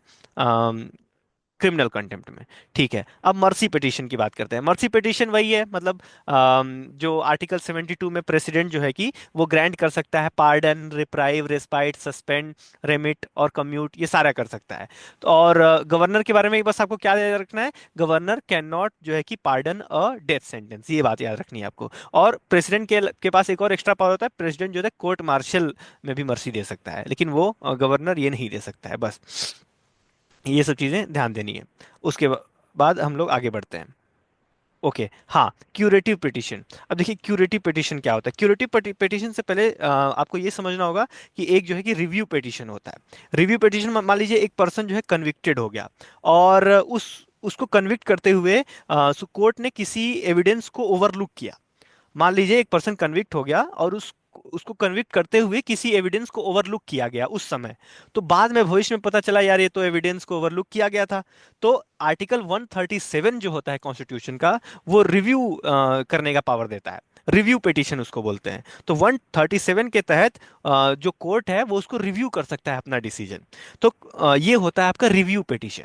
तो एक बार आपको गलत सजा मिल गई, उसको जो है कि रिव्यू आपने कराया 137 के तहत, ये बात रही पहली बात। अब रिव्यू पिटीशन भी आपका फेल हो गया, रिव्यू पिटीशन में भी आपको राहत नहीं मिली, तो क्यूरेटिव पिटीशन जो होता है वो लास्ट लीगल रेमेडी होता है। मतलब after the supreme court judgement is finalized, वो लास्ट जो है कि रेमेडी होता है। और बहुत रेयर केसेस में यूज होता है। मतलब एग्जांपल के साथ आप समझिए, मान लीजिए एक पर्सन को कन्विक्ट किया जाता है किसी अनफेयर काम के लिए, अगर रिव्यू पिटीशन भी रिजेक्ट हो जाता है तो वो एक फाइल कर सकता है curative petition as a final appeal. मतलब ये क्यूरेटिव पिटीशन के बाद भी बाद आता है, ये रिव्यू पिटीशन के बाद आता है क्यूरेटिव पिटीशन, ये याद रखना है। यही सब चीजें लिखी हुई हैं। Last constitutional remedy available to a person whose review petition has been dismissed by the supreme court. Generally वो गलत कन्विक्ट हुआ, आपने रिव्यू पिटीशन फाइल किया 137 के तहत, 137 भी रिजेक्ट हुआ, तब आप क्यूरेटिव पिटीशन फाइल करेंगे। क्यूरेटिव मतलब लास्ट मौका आपको मिलेगा। उसके बाद हाँ, curative petition flows from article 142 of the Indian constitution, power to do complete justice. अब देखिए इस पर अलग से क्वेश्चन पूछा हुआ है यूपीएससी में, आर्टिकल 142 ऑफ द कॉन्स्टिट्यूशन क्या है जनरली। तो आर्टिकल 142 को समझने के लिए बस ये इंपॉर्टेंट है कि सुप्रीम कोर्ट कोई ऐसा मतलब ऑर्डर पास करे जो कि कंप्लीट जस्टिस करने के लिए हो। जैसे कभी कभी ये होगा ना कि कभी लॉ का जो टेक्निकलिटी है वो बीच में आ जाती है कंप्लीट जस्टिस करने के लिए। तो इसमें एक फ्रेज होता है कि justice prevails over technical legal barriers. मतलब न्याय को स्थापित करने के लिए जो कानून के जो बैरियर्स हैं, जो छोटे मोटे मोटे जो ऑब्स्ट्रक्शंस हैं, उसको ओवरलुक करके कंप्लीट जस्टिस कर सकता है सुप्रीम कोर्ट।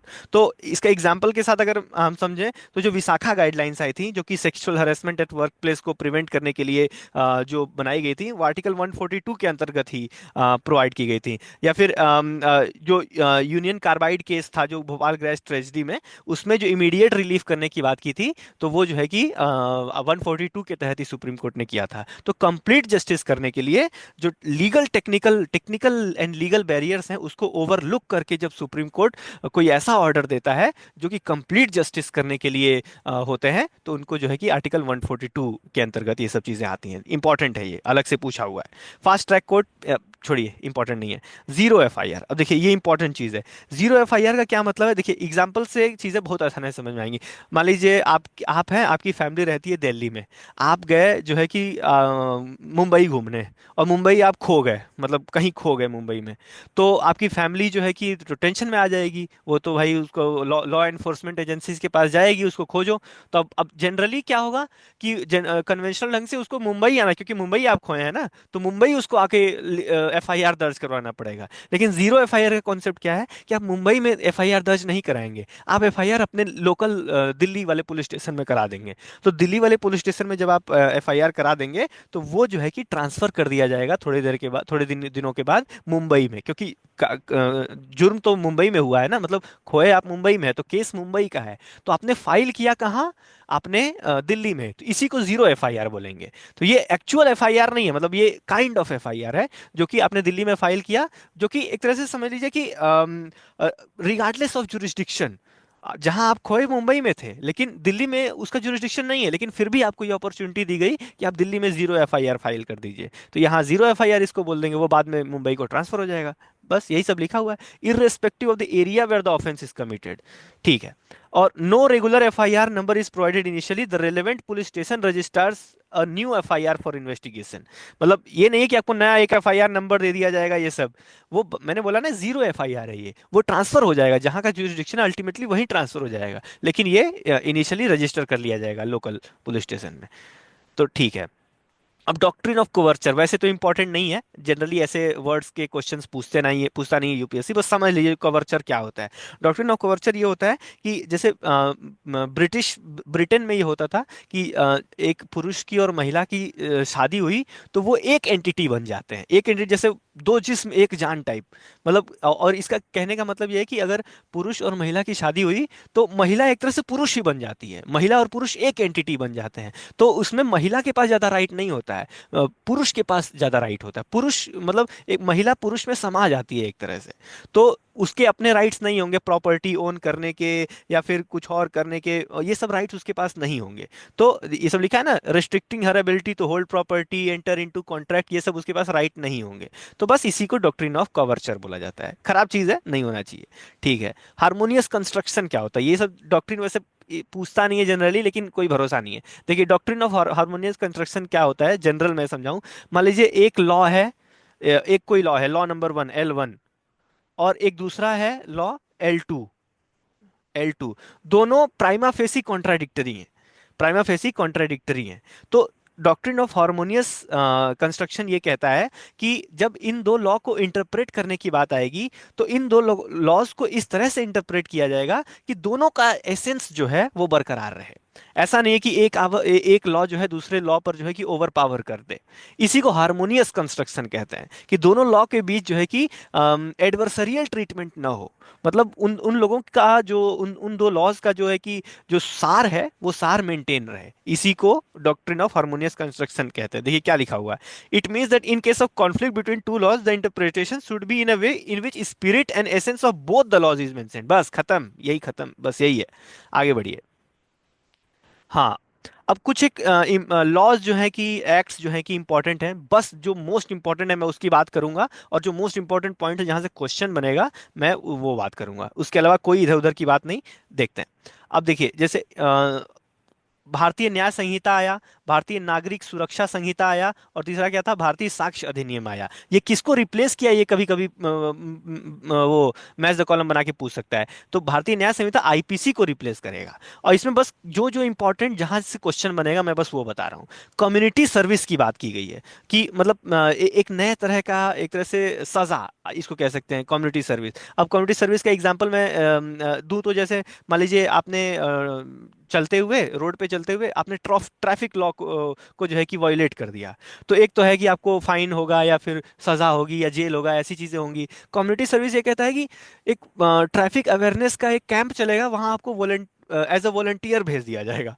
तो ये कम्युनिटी सर्विस है, कि आपको कम्युनिटी का सर्विस करना पड़े, ये भी एक तरह का जुर्म है। तो ये है कम्युनिटी सर्विस की बात यहाँ आई है। दूसरी जो ऑफेंस ऑफ सेडिशन है उसको रिमूव कर दिया गया, बहुत देर से ये पेंडिंग था, इसको अभी रिमूव कर दिया गया है। ऑर्गेनाइज्ड क्राइम को यहाँ डिफाइन किया गया है। बस ये तीन चीजें आपको याद रखनी है। किसमें? न्याय संहिता में। नागरिक सुरक्षा संहिता क्या है? इसमें देखिए, अब नागरिक सुरक्षा संहिता में बस आप कॉन्सेप्ट याद रखिए।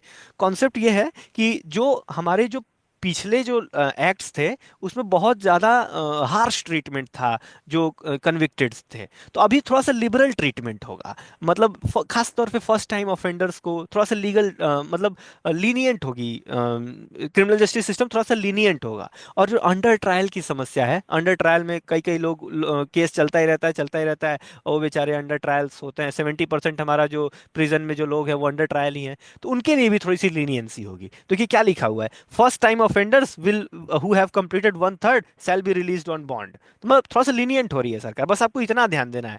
और forensic investigation mandatory for offences punishable with at least 7 years of imprison. पहले मैंडेटरी नहीं था, अब इसको मैंडेटरी कर दिया गया। थोड़ा सा एफिशिएंट बनाने की कोशिश करेगा ना, बस, बाकी इंपॉर्टेंट नहीं है।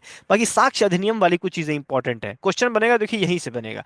पहले ये सब एडमिसिबिलिटी ऑफ इलेक्ट्रॉनिक और डिजिटल रिकॉर्ड ये सब एडमिसिबल नहीं होते थे।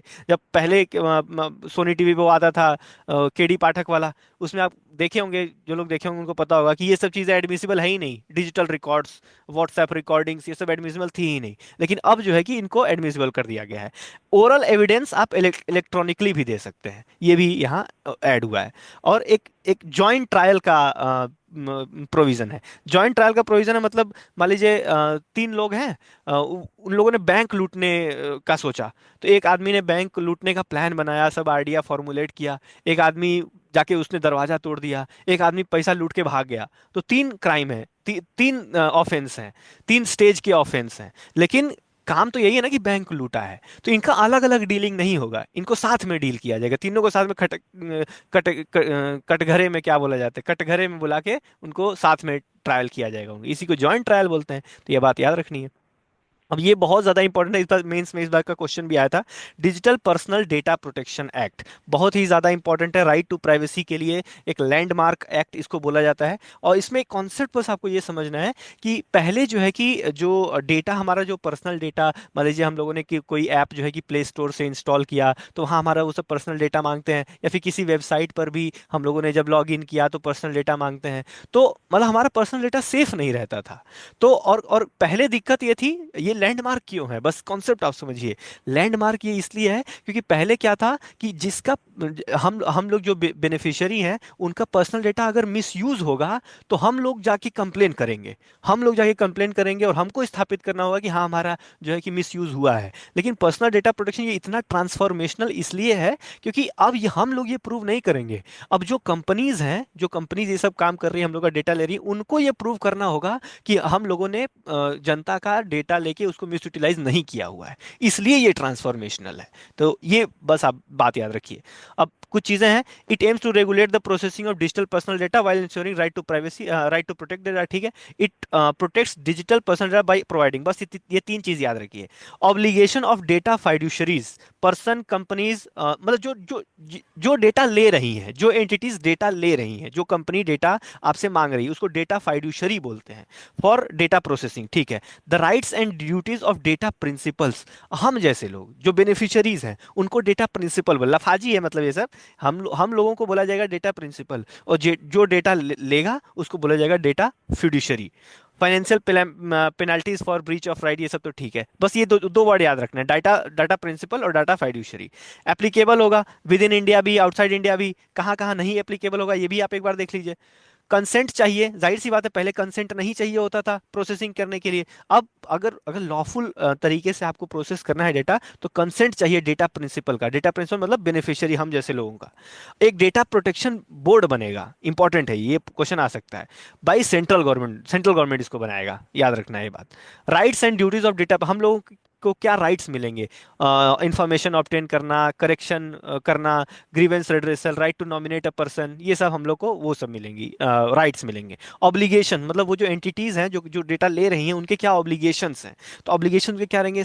एक्यूरेसी मेंटेन रखो, build reasonable security safeguards, DPBI को टाइम टाइम पर इन्फॉर्म करते रहो, और इरेज पर्सनल डेटा, हाँ मतलब अगर काम हो गया तो जल्दी इसको इरेज करो, right to be forgotten type. तो ये सब चीजें हैं जो इसमें इंक्लूड है। एग्जेम्पशंस कभी कभी पूछ सकता है। अब देखिए क्वेश्चन यहीं से बनेगा, एग्जेम्पशंस कभी कभी पूछा, notified agency, research, startup, enforce legal right, prevention and investigation of offences, perform judicial and regulatory function, to process in India personal data of non resident under foreign contract.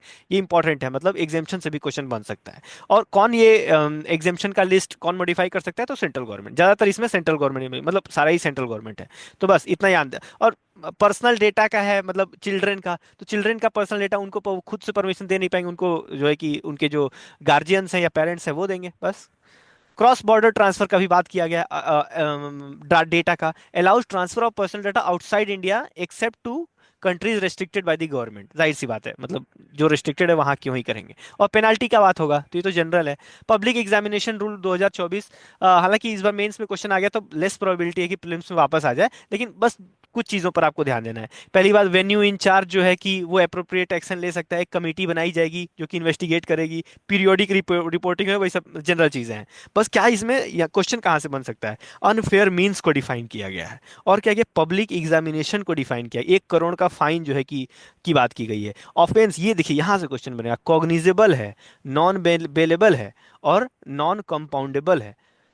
Non compoundable का मतलब मैंने पहले भी बताया कि जिसका बाहर से सेटलमेंट नहीं हो सकता। और कॉग्निजेबल का क्या मतलब होता है? Police can arrest without a warrant.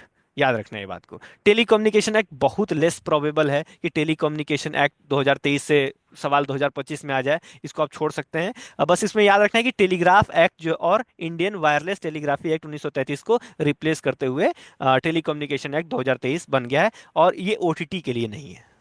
Question बनेगा तो यही बनेगा, बाकी आप इसको छोड़ सकते हैं, छोड़ दीजिए। जितना भी ये एंटाइसिंग लगता हो कि अरे यार ये तो बहुत ट्रांसफॉर्मेशनल है, बहुत कम प्रोबेबिलिटी है क्वेश्चन आएगा। इंटरनेट शटडाउन की थोड़ी सी बात कर लेते हैं। अब इंटरनेट शटडाउन देखिए, इंडिया जो है कि बहुत इनफेमस है इंटरनेट शटडाउन से रिलेटेड। तो इंटरनेट शटडाउन का पहले ऑर्डर देता कौन है? ये देखिए, ये लिखा है, order of temporary suspension of telecom services can be issued by union और स्टेट होम सेक्रेटरी ओनली। याद याद रखिए इस बात को।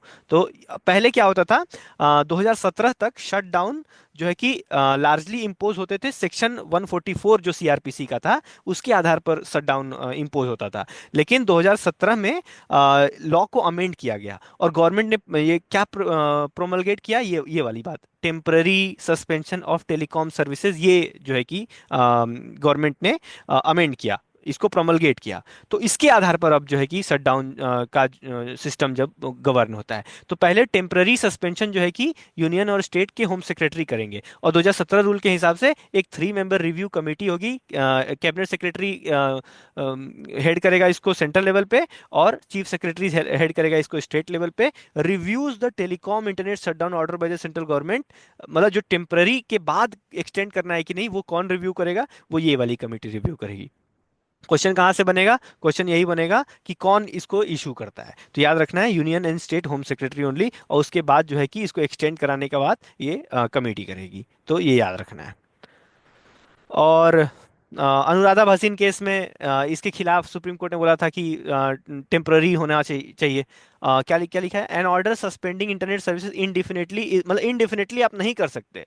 जिसी के आधार पर वो 2017, पहले मैंने बोला ना कि सेक्शन 144 के ही आधार पर लगा दिया जाता था, लेकिन उसको चेंज करके वो लंबा वाला जो telecom suspension of telecom temporary suspension of telecom services जो रूल है वो लाया गया। तो ये टेम्पररी ड्यूरेशन के लिए ही है। और doctrine of principle of proportionality होनी चाहिए। प्रिंसिपल ऑफ प्रोपोर्शनैलिटी का मतलब ये होता है कि जो आप जो लॉ बना रहे हैं, जो एक्ट बना रहे हैं, या फिर जो स्टेप ले रहे हैं, it should be in proportion to the crime. ये नहीं कि किसी ने छोटा सा ट्रैफिक रूल तोड़ दिया, हालांकि मतलब ट्रैफिक रूल तोड़ना बहुत छोटा नहीं होता है, बड़ा ही होता है, आपने उसको फांसी चढ़ा दिया। तो ये लैक ऑफ प्रोपोर्शनैलिटी है। छोटा सा काम, के ठीक है भाई, उसको कम्युनिटी सर्विस करवा दो, उसको थोड़ा बहुत मतलब फाइन वाइन लगा दो, सीधे फांसी थोड़ी चढ़ा दोगे। तो ये बात है, प्रोपोर्शनैलिटी का मतलब ये होता है। Personal data protection, consumer protection act छोड़िए, नॉट इम्पोर्टेंट। आगे FCRA जो होता है वो एनजीओस के लिए होता है। एनजीओस की जो फॉरेन फंडिंग होती है उसमें थोड़ा सा रेगुलेट करने के लिए ये आया आया था। बस कुछ चीजें इसमें इंपॉर्टेंट है। पहली बात, prior permission to receive fund through, मतलब इसको रजिस्ट्रेशन करना मैंडेटरी, आधार मैंडेटरी कर दिया गया और इसको रजिस्टर करना पड़ेगा, तब जाके आप फॉरेन फंडिंग ले सकते हैं। और कुछ कुछ स्टेक होल्डर्स को फॉरेन फंडिंग लेने की मनाही है। तो कौन? इलेक्शन में खड़े हुए कैंडिडेट्स, जजेस, journalist, MLAs, MPs, organisation of political nature, ये बाहर से फंडिंग नहीं ले सकते। FCRA अकाउंट आपका कहाँ बनेगा? न्यू दिल्ली के SBI के न्यू दिल्ली ब्रांच में बनेगा। और no funds other than foreign contribution can be received और deposited in it and it can't be transferred to any person और एनजीओ। मतलब उसको थोड़ा सा टाइट कर रहे हैं, जो एनजीओ लोग बाहर से जो एंटी नेशनल एक्टिविटीज यहाँ प्रमोट करते हैं उनको एक तरह से कर्व करने के लिए ये सब स्टेप लिया गया है। वैलिडिटी 5 साल की रहेगा, नॉट इंपॉर्टेंट। और ये बहुत इंपॉर्टेंट है। यूज ऑफ द फंड्स, पहले क्या था कि 50% जो है कि एडमिनिस्ट्रेटिव एक्सपेंस था। तो मतलब इतना ज्यादा एडमिनिस्ट्रेटिव एक्सपेंस दिखा कि वो सब इधर उधर का काम करते थे सब, ये सब एनजीओ। तो इसको कम कर दिया गया है कि एडमिनिस्ट्रेटिव एक्सपेंस जो है वो केवल 20% है। तो इसको थोड़ा सा रेगुलेट कर दिया गया है, बस इतना ध्यान देना है आपको। उतना इंपॉर्टेंट नहीं है, छोड़ दीजिए। पोस्ट ऑफिस एक्ट आपको लगता है, खैर हाँ, ये सब constitutional body non constitutional body reiterate करने का बिल्कुल भी मतलब नहीं है। मैं बार बार बोलूंगा, जितनी चीजें मैंने बताया है उतनी चीजों पर ध्यान दीजिए। वो जो पीडीएफ मैंने कॉन्स्टिट्यूशनल और नॉन कॉन्स्टिट्यूशनल का सेंड किया है, वो पीडीएफ आप पढ़िए, वहीं से सारे सवाल निकलेंगे। और जाके देख लीजिए नॉन कॉन्स्टिट्यूशनल और कॉन्स्टिट्यूशनल बॉडी से कितने क्वेश्चन आए हैं पिछले 10 सालों में। बहुत कॉन्स्टिट्यूशनल से तो आ भी जाता है कभी कभी, नॉन कॉन्स्टिट्यूशनल से तो कभी ऐसा क्वेश्चन पूछ देगा जो कितना भी आप नॉन कॉन्स्टिट्यूशनल पढ़ के जाए वो तैयारी नहीं करे। बार काउंसिल पूछेगा, आप पढ़ते रहिए NHRC, आप पढ़ते रहिए CBI, आप पढ़ते रहिए CBC, वो बार काउंसिल पूछ देगा, UGC पूछ देगा। तो ये है, तो करने का कोई मतलब नहीं है। जो मैंने नॉन कॉन्स्टिट्यूशनल बॉडीज का पीडीएफ डाला है, आप उसको पढ़िए और आगे बढ़िए। CBI है, लोकपाल है। अ, बिल्कुल बिल्कुल भी यहाँ इमोशनल नहीं होना है। सारी चीज़ें लक्ष्मीकांत में लिखी हुई है। मैं ये नहीं कह रहा हूँ आप पीडीएफ जो मैंने अपलोड किया सिर्फ आप वही पढ़िए। मतलब अगर आपने कहीं और सोर्स से इसको कंप्लीट कर लिया है तो आप उस सोर्स से ही पढ़िए। बार बार इसमें कुछ देखिए, क्या होता है ना कि अब इसमें आप पढ़ेंगे, जरूर कुछ ना कुछ 4-5 एक्स्ट्रा चीजें, अलग चीजें, इंपॉर्टेंट चीजें आपको लगेगा इंपॉर्टेंट है। लेकिन भाई ज्ञान का कोई अंत नहीं है। ज्ञान का कोई अंत नहीं, आपको प्रायोरिटाइज करना पड़ेगा कि सिर्फ पॉलिटी थोड़ी पढ़ना है। और पॉलिटी में सिर्फ कॉन्स्टिट्यूशनल बॉडीज थोड़ी पढ़ना है। क्वेश्चन तो पार्लियामेंट से आ रहा है, 4-5 क्वेश्चन पार्लियामेंट से आ रहा है, 2-3 क्वेश्चन फंडामेंटल राइट से आ रहा है, एक क्वेश्चन कंपलसरी फिफ्थ और सिक्स शेड्यूल से आ रहा है। तो आप रिटर्न ऑन इन्वेस्टमेंट देखिए ना, यहाँ 4 एक्स्ट्रा फैक्ट पढ़ के क्या होगा। अब जैसे ये क्या लिखा है, national commission for schedule caste, इसको कौन अपॉइंट, उसका कमेटी देखिए, चेयरपर्सन, वाइस चेयरपर्सन और 3 अदर मेंबर्स, और 3 अदर मेंबर्स भी कौन अदर मेंबर्स होंगे? आपको लगता है इतना इतना सब कुछ तैयार करने का रिटर्न और इन्वेस्टमेंट है? बिल्कुल नहीं है। मानिए इस बात को। छोड़िए, ये सब सब छोड़िए, नीति आयोग, पोस्टल छोड़िए, राइट टू, अब ये सब कभी नहीं, प्रीलिम्स में मैंने तो कभी नहीं देखा। RTI एक्ट और गवर्नेंस की, ये सब मेंस की चीजें हैं, छोड़ दीजिए। आधार, हाँ आधार प्रीलिम्स में पूछता है। आधार थोड़ा सा अच्छे से कर लीजिए। आधार जो होता है, पहली बात ये जो है कि सिटीजनशिप का प्रूफ नहीं होता है, ये रेसिडेंस का भी प्रूफ नहीं होता है। रेसिडेंस का भी प्रूफ नहीं, ये बस किसका प्रूफ है? आइडेंटिटी का प्रूफ है। सिर्फ और सिर्फ आइडेंटिटी का प्रूफ है। 12 डिजिट का होता है। यूएडीआई जो है कि इशू करता है, यूएडीआई एक स्टेट्यूटरी बॉडी है। रैंडम नंबर होता है। It is not a proof of citizenship और डोमिसाइल। ठीक है, आगे देखते हैं। और ठीक है, टारगेट डिलीवरी, हाँ ये देखिए, ये सब चीज़ें जो की ऑब्जर्वेशंस हैं। अब ये सब देखिए क्या किया हुआ है, जो पिछले 7-8 सालों में अच्छा काम किया हुआ है। पिछले 7-8 सालों में जो आधार से रिलेटेड जो क्वेश्चंस आए हैं, जो सही स्टेटमेंट्स हैं, या फिर जो ट्रैप्स यूपीएससी ने सेट किए हुए हैं, उनको सब एक जगह लिख दिया हुआ है। तो बहुत अच्छा काम किया हुआ है। Aadhaar meta data can not be stored for more than 6 months. UPSC का जो स्टेटमेंट था उसने इसको 6 को 4 कर दिया था। तो ऐसे ही सवाल बनते, मैंने बोला ना, वो जो जियो साइंटिस्ट का जब हम लोग एनालिसिस कर रहे थे, उसमें जो पॉश वाला जो क्वेश्चन आया था, उसमें 3 3 मेंबर्स कर दिया था। होते हैं शायद कुछ और में नंबर मुझे नहीं याद है। यानी नंबर से वो चेंज खेलता है, कहने का मतलब ये, नंबर से वो खेलता है, चेंज करता है वो। Act does not violate fundamental rights guarantee, ठीक बात है। Aadhaar would be mandatory for accessing social welfare की, ये भी प्रीलिम्स का स्टेटमेंट है। फॉर ओपनिंग बैंक अकाउंट और मोबाइल इंटरनेट कनेक्शन, ठीक है। State can not into contract with private corporation for sharing Aadhaar data, ये भी लिखा हुआ है, वो CPYQ का स्टेटमेंट है। बढ़िया ये सब बनाया हुआ है। UADI स्टेट्यूटरी बॉडी, बस 2016 में बना था। और कौन, किस मिनिस्ट्री के अंदर? मेटी, बस। CSS बिल्कुल भी इंपॉर्टेंट नहीं, छोड़िए इस बात को। मिशन कर्मयोगी मेंस रिलेटेड है, ग्रीवेंस रेड्रेसल मेंस रिलेटेड है, मत पढ़िए, बिल्कुल भी मत पढ़िए, जाके पढ़िए, वो पार्लियामेंट रिवाइज करिए। लोकल बॉडीज ऑडिटिंग छोड़िए। कैंटोनमेंट बोर्ड छोड़िए। कॉन्स्टिट्यूशनलाइजेशन छोड़िए, ये देखिए ये मेंस का क्वेश्चन था, ये अलग इनका PT 365 में अलग इनका टॉपिक बन गया, बताइए वाला। डिप्लोमेटिक पर छोड़िए, कुछ इंपॉर्टेंट नहीं है, कुछ भी इंपॉर्टेंट नहीं है। Common service centre, word press, बस आप ये समझ लीजिए आया था। ये जो है कि 2018 प्रीलिम्स में आया था, बस इसमें क्या करना है, कौन निकालता है इसको। रिपोर्टर्स विदाउट बॉर्डर्स, बस। इंडिया की क्या रैंकिंग है ये भी इंपॉर्टेंट नहीं है। ये सब वन डे एग्जाम्स में, ये सब CDS में पूछता है। को डिस्ट्रिक्ट इनिशिएटिव छोड़िए, कोई कुछ इंपॉर्टेंट नहीं है। तो बस यहाँ यकीन मानिए, इतना ही आपको PT 365 में करना है। इतना भी अगर आप कर लेंगे तो पॉलिटी में आप कमांड करेंगे। लक्ष्मीकांत बार बार रिवाइज करिए, या फिर जो भी आप स्टैंडर्ड सोर्स फॉलो करते हैं वो सब चीज़ें रिवाइज करिए। जो पॉलिटी के जो वीडियोस, कॉन्सेप्ट बिल्डिंग हम लोगों ने वीडियोस, एक एक घंटे में सारा पार्लियामेंट, 1 1.5 घंटे में सारा इमरजेंसी हम लोगों ने ख़त्म किया हुआ है, उसको फॉलो करिए। गोल्ड माइन है। आप लोग ध्यान देंगे तो मतलब उससे बेटर कंटेंट शायद ही आपको कहीं मिले। तो वो चीज़ें आप फॉलो करिए। बाकी PT 365 के अगले वीडियोस हम लोग लाकर आएंगे। इसको अच्छे से देखिए और करंट अफेयर्स का टेंशन आप हम लोगों को डेलीगेट करिए। Thank you so much.